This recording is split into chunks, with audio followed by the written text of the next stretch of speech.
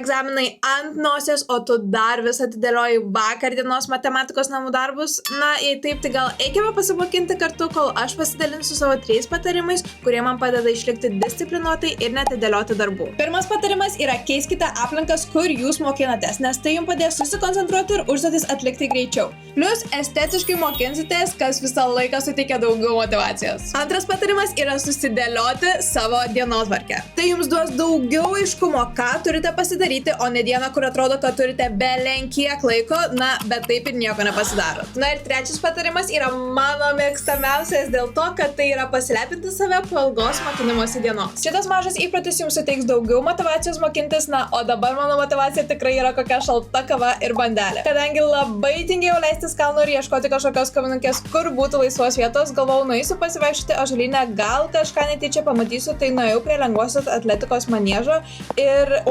O kas čia? Palaukit, man atrodo, čia rašo, kad greitai atsidarys Match by Green Cafe. O jo, geras! Tai dabar bet kada galėsiu save pasilepinti po mokinimosi ąžuolyno bibliotekoje? Na tikrai taip, nes Match by Green Cafe atsidarys balandžio viduryje per Kūno alėjai 3 Valdo Adamkaus lengvosios atletikos manieže. Taigi labai jūsų lauksime.